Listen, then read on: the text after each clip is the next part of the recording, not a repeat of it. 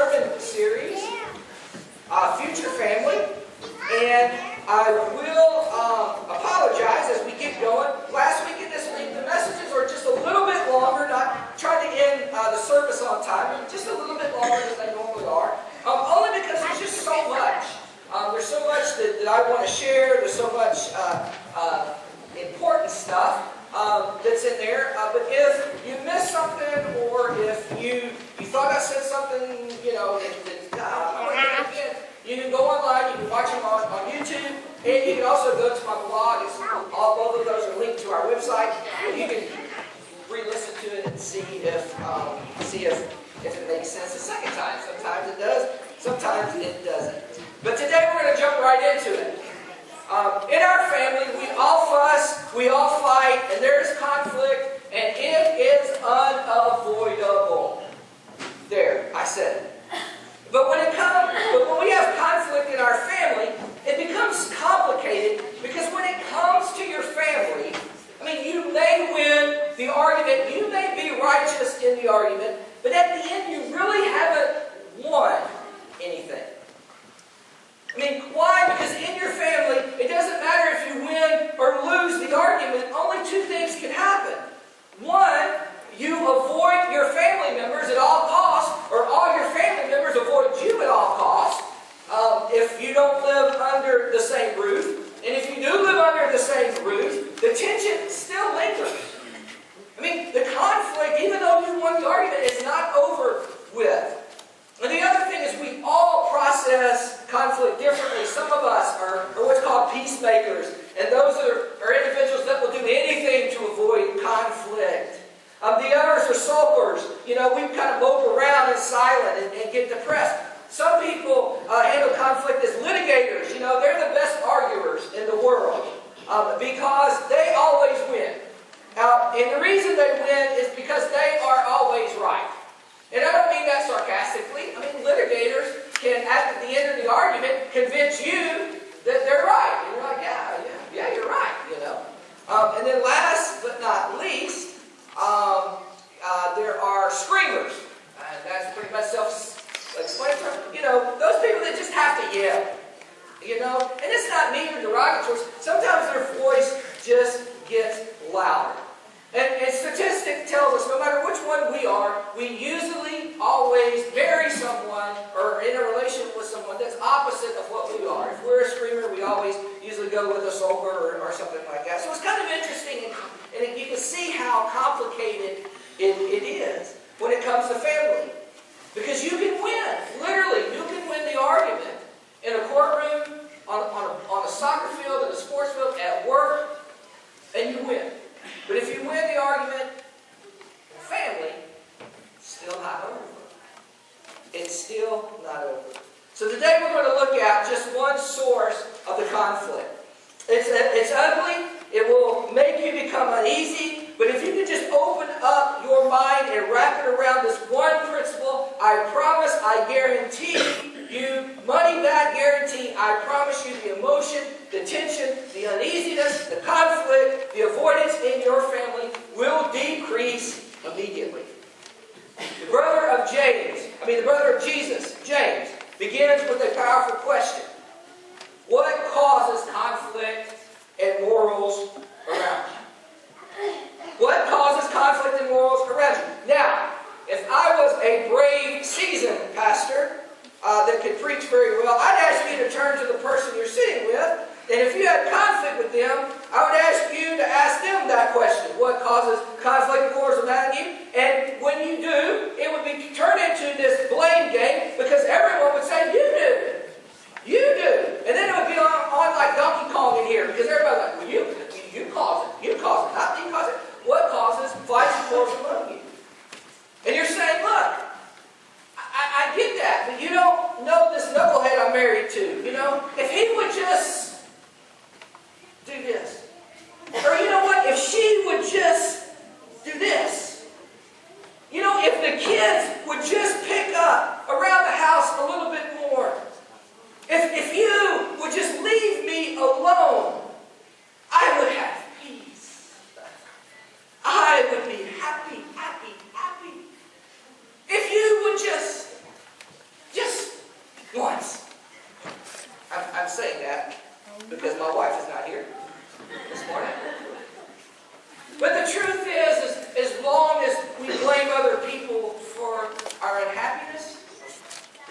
will always be unhappy. Let that truth sink in.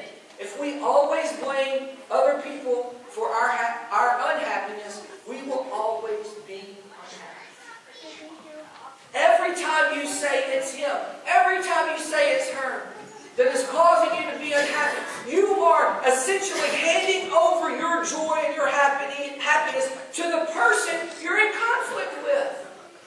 Think about that for a second. I can't stand you right now, so I'm going to hand you my potential happiness for you to hold on to it. And just give it back to me when you want me to be happy, because I can't be happy until you let me be happy.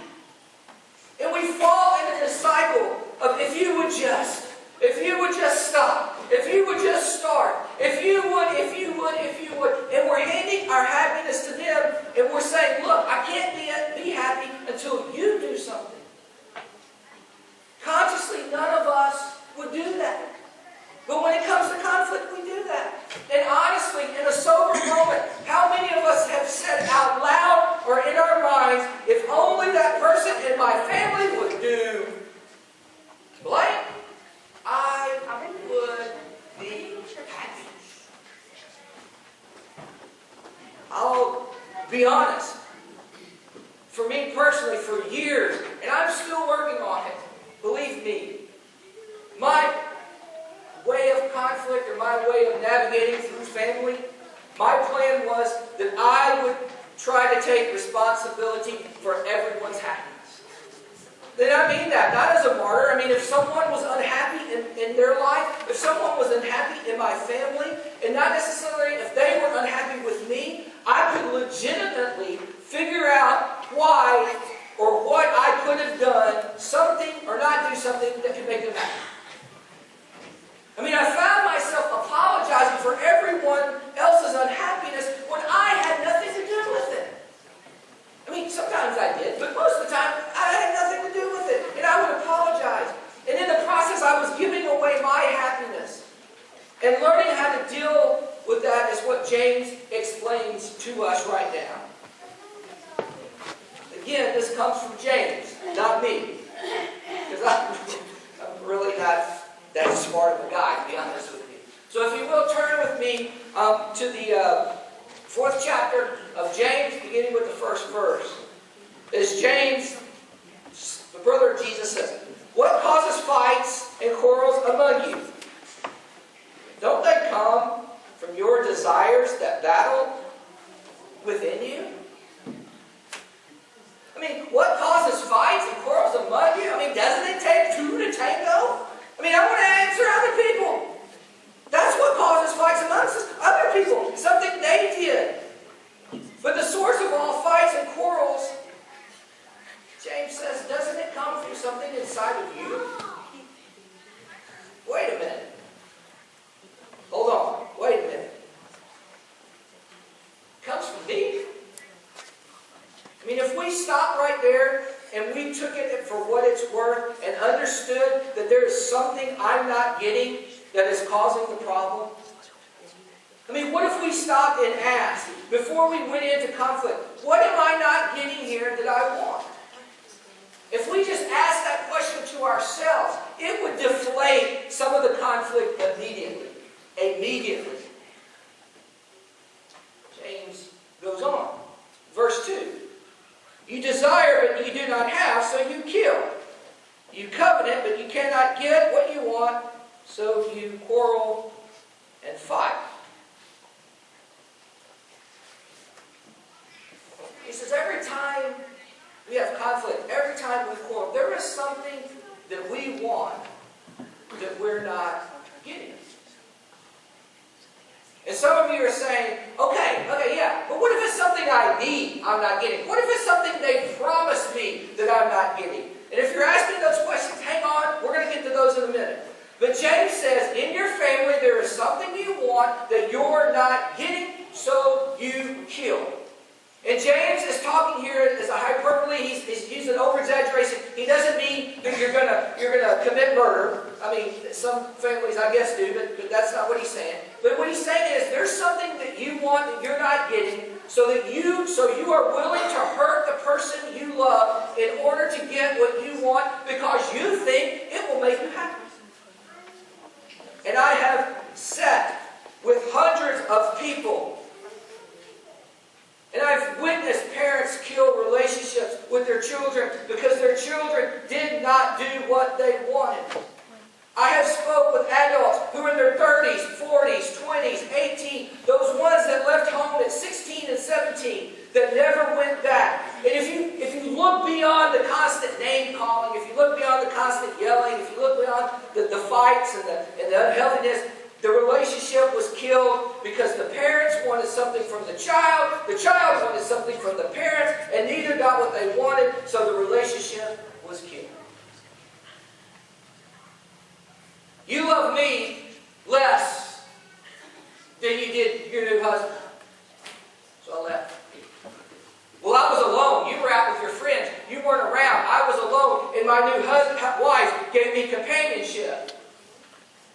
They killed the relationship because neither one was getting what they want. And sometimes, I get this, sometimes we want something out of them so we feel better. I mean, we feel a little prouder. We feel a little more accomplished. We feel like awesome parents. And we want something from someone else so bad enough, it will have the potential to destroy the other person in the process. I mean, I was in tears, overjoyed that my daughter has gotten over $100,000 of scholarships because of her academic success. And I am dumb as a box of rocks. But I take pride in that. Nothing I did, it's what she did. But you know, we defend some of this pride and this accomplishment thing for us because we say, you know what, I just want what's best for them. And that's a lie. And we say that lie to ourselves because it really isn't about them, it's about us. And do you know why the number one reason we hurt the people closest to us the most? Because they're close. Because they are close. And you want something from them, and you want it bad enough, it has the potential to destroy them in the process. And every time we argue, every time we nag them, every time we snap at them, every time we leave a note saying, you know, you need to pick up this, you need to do this, every time we do that, we are saying, see, it's them. Yes, it's them. And James is saying, no, there's something inside of you that's causing the conflict. It's you. You want something, you're not getting it, so you're going to use your words, you're going to use your actions to get it one way or the other. Can you imagine in our homes if we could just own this idea and this principle? Practical time, relevant time. Could you imagine in our homes, in our loved ones, with our children or our spouse, it doesn't matter, whatever family is to you, could you imagine practical time in the middle of a conflict as it begins to escalate? If one of us could just pause, take a deep breath, and say, part of what I'm feeling right now is I'm not getting what I want. That's a game changer. In the middle of it, if you pause and say, you know, part of the problem is I'm not getting what I want. And notice I said part. I didn't say all. I mean, say it with me. Part of the problem is I'm not getting what I want. Part of the problem is I'm not getting what I want. Say it with vigor. Say it like I'm not getting what I want. And some of you right now, as you said it, you are thinking in your mind, you know what, I wish my wife was here to hear this. I wish my husband was here to hear this. I wish my children were paying attention up there to listen to this. And there you go. It's someone else's attitude again, not us. And why in the world would we do this? Whenever I do marriage counseling, I have come to realize in my years of doing it, come to realize that there's really no marriage problems. There are really no marriage problems. Marriage problems really don't exist. I mean, what they are they're single people problems. And why is because before you got married, if things got tense, if things got too bad, you could just walk out. You could change boyfriends, you could change girlfriends, you could change jobs, you could change cities, you could change locations, you could change roommates. And when you get married, those things are all still there, all those promises there. But now you've got someone else to blame in a partnership with you for your unhappiness. It's the other person's fault. I mean, it's her fault. It's his fault. I had a couple one time, and I asked them specifically, percentage-wise, how much of this conflict is your fault, and how much is your spouse's fault? I never once got an honest answer. Most would say, it's 99.9% his fault. It's 99.9% her fault. And why we aren't honest is I want to be 100% mad at him. I want to be 100% right. I want to be 100% mad at her. Because if we own any percent of the problem, we lose our leverage. We lose our argument. We lose our ability to convince the other person that it is entirely their fault. I had a couple one time. And I said, okay, listen, what if 96% of the problems your family's going through right? What if 90% of it was my fault? Okay, it's my fault. It's your minister's fault. Should have gone to another church. So I don't know. 90% of it is my fault. The wife said, his is 4%. Husband said, hers is 8%. You'll get that in a second. The dude wasn't a math genius. And neither one of them said, my percentage of the problem was. They both said it's her fault, it's her fault. And if I say any percent, and I have them focus, if I say any percent, if I say it's 0.5%, any percent, if I say that is my part, I feel powerful when it's 100%. I feel a little bit less powerful if part of the conflict is mine. And I have to deal with the only small percentage of me. And when I have to deal with a small percentage of me, I'm not so powerful or I'm not so justified anymore. But that is my point, says James, the brother of Jesus. And some of you, natural, say, there's this objection here. I want to object. But they promised. They promised. I just want you to keep your promise. I just want you to do what you said you would do. I just need you to keep your end of the deal. Because I'm not getting what I was. Yeah, but see, if they're not giving up their end of the deal, if they're not doing what they promised, it's not fair. It's not fair. But look, you can't play the it's not fair card. You know why you can't play the it's not fair card? Because we only play the fair card when we feel we're wrong. I have yet to see someone win a lottery and say, it's not fair. 5 million other people entered and they didn't win. They don't do that. I've never seen someone pound the windshield or the steering wheel and say, it's not fair. I got a parking space up close and that other car circled for an hour. It's not fair. We don't do that.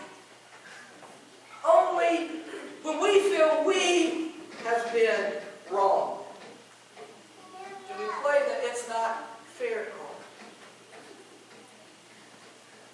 Last but not least, James finishes with this.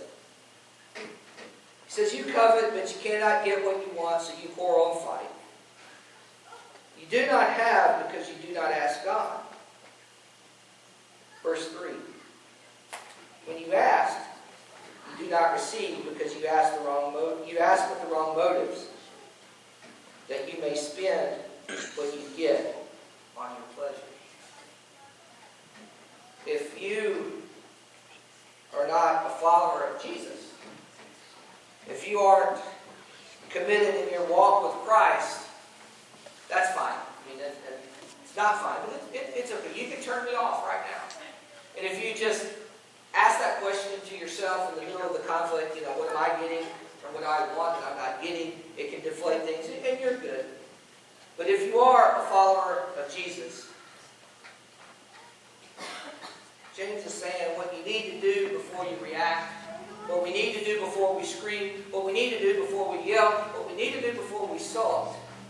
If we're followers of Jesus, does it ever occur to us in that moment to get on our knees and say to God, God, what is it that I'm not getting that I want? I mean, before we go and try to extract something out of someone, has it ever occurred to just pause and say, God, there is something I need that I'm not getting? Your prayer has to be focused on your 1%, if it's 1%. I mean, has it occurred to you to stay and say, God, there is something I want from my mother. God, there is something I want from my father. God, there is something I want from my wife. God, there is something I want from my husband. Dear God, there is something I want from my children that I'm not getting. And has it ever occurred to you that James alludes to? Has it ever occurred to you that probably not to stop, because we're just so mad that our prayers is always like what we do pray before, that our prayer is like, hey God, just fix them. Hey God, just help her. Hey God, just change him. And even in our prayers, we're focusing on them. God, make them do the stuff I think they need to do so I will be happy. And James says, has it ever occurred to you that you're trying to squeeze something out of someone that they don't have to give you? That's powerful. Has it ever occurred that what you want from them, they don't have the ability to give back to you? It's like asking Will to grow to be 7'5" so he can play in the NBA. He can't do anything to grow 7'5". That's powerful. And the conversation goes better. The tension gets lesser because you understand I'm not getting what I want out of you, and you don't have it to give to me. And James is saying, as Christ followers, you have to pause and you have to let God grapple with you on this at a level of what you want. You've got to bring that to God and let God work with what is it that I want that I'm not getting here. And God's not going to give you everything you want, but He will give you everything you need. And it's a reality check sometimes. And here's where it gets personal. Who in your family have you pressured because you're not getting what you want? Who in your family is suffering because you are not getting what you want? I mean, who is suffering because you have not realized that part of it has to do with you, not them? And what can you do today? A card, a letter, an email, a text, to take some unnecessary pressure off them. Maybe it's simple as telling our children, you know what? I'm proud of your accomplishments, but I'm more proud of the young lady you've grown into. I'm proud of your victories and your goals you set for yourself. I'm very proud of that. But you know what? I'm also proud of when you didn't make the team and you carried yourself with character and pride. I was proud when you lost and you still shook their hand. I was proud of how you were a good teammate and lifted people up. And next week, we're going to look at reconciliation. So hang on to that. Do you know why we fight? Do you know why we quarrel in our family? Because there's something we want that we're not getting. You know why they fight and they quarrel with you? Because they are not getting what they want out of you. Remember, when we started this whole thing, there's the ideal and high bar that Christ sets, and then there's the real in which we live. And in the ideal, before we had a conversation, we would pause and we would take it to God before we confronted that other person.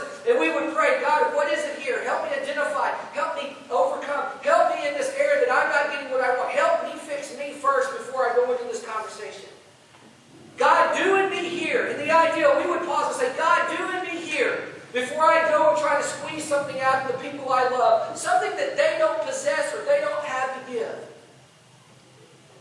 Because the unadulterated source of the problem is I want something and I'm not getting it. So why don't we take that something? The God who loves us, who created us, who forgives us. Part of the problem